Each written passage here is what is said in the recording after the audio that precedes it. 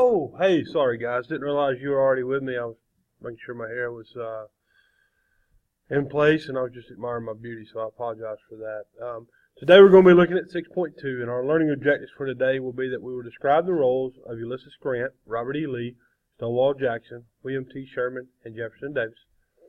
We will try to explain the importance of Antietam, Vicksburg, Gettysburg, and the Battle of Atlanta and the impact of geography on these battles. And we'll also be describing the significance of the Emancipation Proclamation. So go ahead and buckle up and enjoy the ride.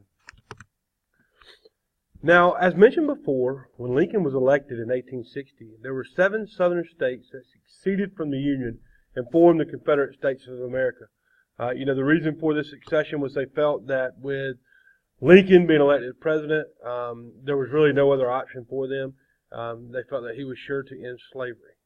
The Civil War actually began when Fort Sumter in South Carolina was fired upon by Confederate soldiers. And again, we looked at the Battle of Fort Sumter and 6.1 notes. Just a quick reminder that Civil War began with the Confederate soldiers fired shots among the forts. 4 more southern states succeeded in 1861 when Lincoln called for military volunteers to preserve the Union. So Lincoln, he said his actual goal was to preserve the Union at all costs, whether that meant ending slavery or not. He just wanted to make sure he preserved the Union. So when he asked for volunteers to preserve the Union, at that time 4 more southern states actually left or seceded from the Union and joined the Confederate States of America. Here you can see on the map the actual states which succeeded. Okay, the light gray were the Confederate States. The border states are actually had the line through them. So those border states actually still had slavery and were a part of the South, but they remained loyal to the Union rather than leaving from the Union with the other southern states. Looking at the strategies of both the North and the South, the Union strategy during the war was called the Anaconda Plan. And you can see an anaconda is a large snake, and essentially they wanted to try to squeeze the life out of the South by putting a blockade on the coast to keep from goods coming into the South. They wanted to seize the Mississippi River to divide the South in half, and they wanted to take Richmond. The North also wanted to exploit the South's dependency on foreign trade and its inability to manufacture weapons, and that's why it was important for them to seize the coastline and to keep goods from coming in. The South actually relied on Northern advantages in population, industry, and military. The North relied on its Northern advantage in population, industry, and military. So in this sense, the North had a huge advantage over the South as they could produce their own weapons and goods for the war. They had a much higher population, and the military was much more well-trained than the military of the South. Here you can just looking back at Scott's Great Snake or the Anaconda Plan, and the whole idea was to kind of squeeze the life out of the South, cut off their supply lines, divide it in half, and they felt that if they could do this, that the North would be victorious over the South. General George McClellan was in charge of the Army of the Potomac. Okay, so he was a Northern general that looked after the Army of the Potomac. And then you had Ulysses Grant in the West. And Grant had a lot of success leading the Northern Army in the West. The Confederate strategy during the war was an offensive defense. Okay, and you can see an illustration of the Confederate offensive defense here. Essentially, the South wanted to defend its territory, okay, in the South, and then take opportunities to attack on Northern soil when it provided a good opportunity for them. So again, as mentioned, they wanted to protect Southern territory from Northern aggression, but attacking the Union territory when the opportunity presented itself. They wanted to drag out the war as long as possible to make the North quit. They felt like they had more of a reason to fight than that of the North, and they felt like if they could drag the war out, the North eventually would want to quit.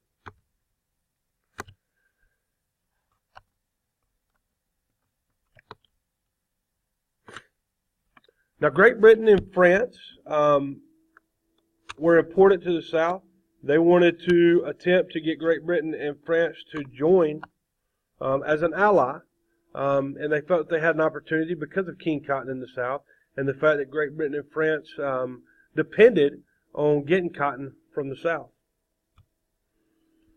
Robert E. Lee was in charge of the Confederate Army. Okay, this was known as the Army of the Northern Virginia. All right, at this time we're going to look at political leadership during the Civil War. During the Civil War, President Jefferson Davis had a difficult time. Okay, so he was the president of the Confederate States. The Confederate States of America's Constitution protected states' rights, so state governors could refuse to send him money or troops. So much like the Articles of Confederation, there was nothing that said the southern states had to send money or troops to the Confederate state government. Okay, so he had a hard time raising funds for the war.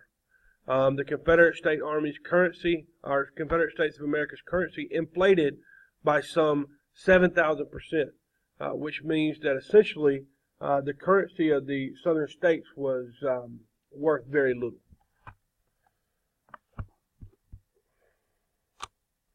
The national government in the U.S. and the Confederate States of America relied on volunteer armies in the beginning, but soon they needed conscription or a draft. We're all familiar with a draft, to supply their armies with troops. During the Civil War, President Lincoln used emergency powers to protect national security.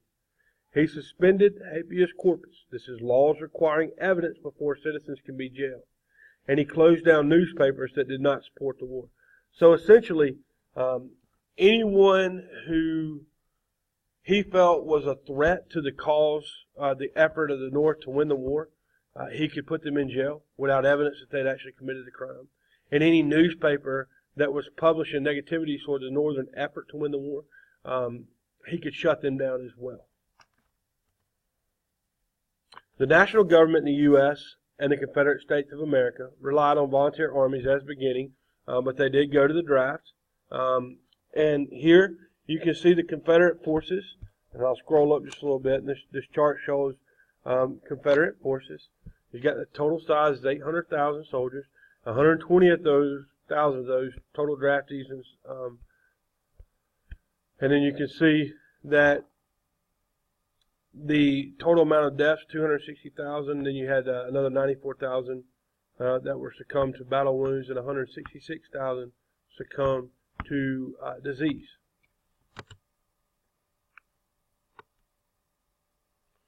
Now the Union forces was much larger. Okay, and then you can also see, but however, they still lost more to battle wounds and disease, more so than the North. But they had obviously more to lose than the North, the Southern forces. There were draft riots, and here's an image from a New York City draft riot. So people did not appreciate the fact of the drafts and the fact that they were being called in the war. From 1861 to mid-1863, the Confederate Army was winning the war. Defensive strategy carried out by superior Southern generals like Robert E. Lee and Stonewall Jackson were the reasons for this. And then there was also disagreements among military and political leaders in the North, which led to the Southern success in the early years of the war. Okay, so again, this is just going back looking at the map of the offensive defense the South had. They were successful in the early years of the war.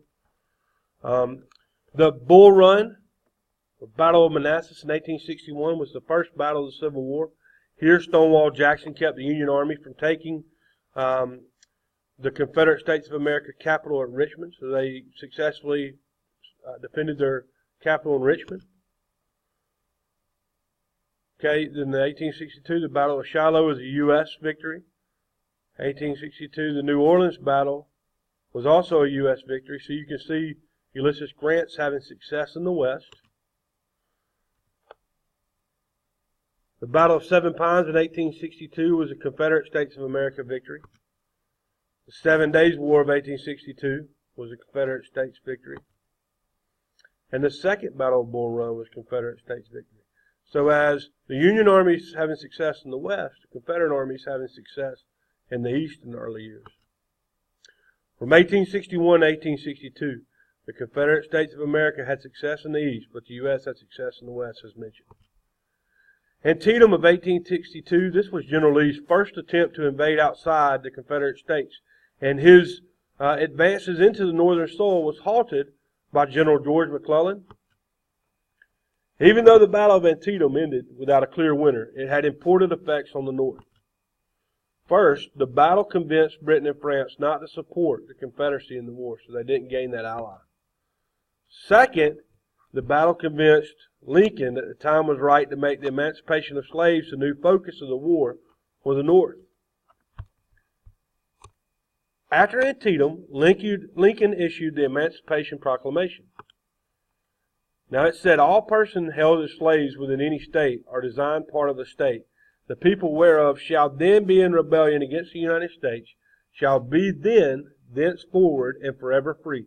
And the executive government of the United States, including the military and naval authority thereof, will recognize and maintain the freedom of such persons, and will do not act or acts to repress such persons, or any of them in any efforts they may make for their actual freedom.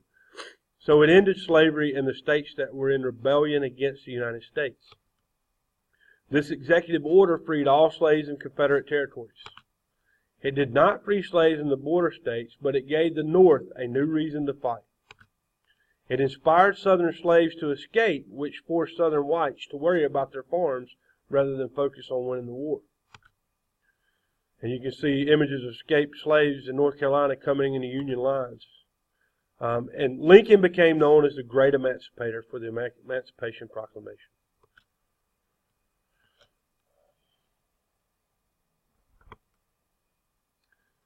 The Battle of Chancellorsville in 1863. Here the Confederates won, but Stonewall Jackson was killed.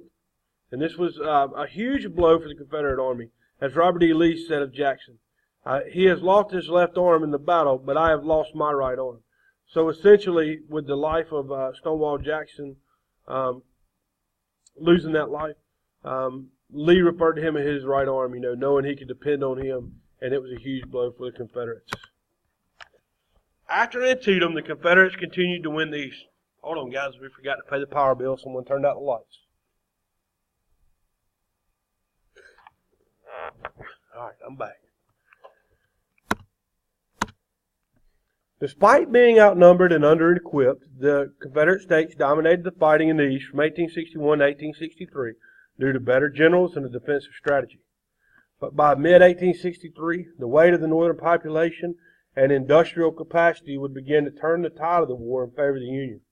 But the Union Army was having success in the West under the leadership of Ulysses Grant. And fighting continued in the Civil War from 1861 to 1865. So it lasted a lot longer than they thought. The commitment of the Union and Confederacy to total war helped them win the war. Excellent Southern generals like Robert E. Lee and Stonewall Jackson led to the war lasting much longer than many thought it would. And also there was a lot of improved industrial weaponry that led to the significant loss of life. And here you can see some of the new weapons, the long-range artillery and the Gatling guns. And then the cone-shaped bullets and grooved barrel made the bullets much more accurate than in the past. The ironclad naval ships like the USS Monitor and CSS Virginia led to much stronger navies. Old tactics such as mass formations and frontal assaults led to huge casualty rates. And you can see some of the pictures of the casualty rates. Here you can see that the Civil War by far was the largest loss of life that we've had of any other war that America's been involved in.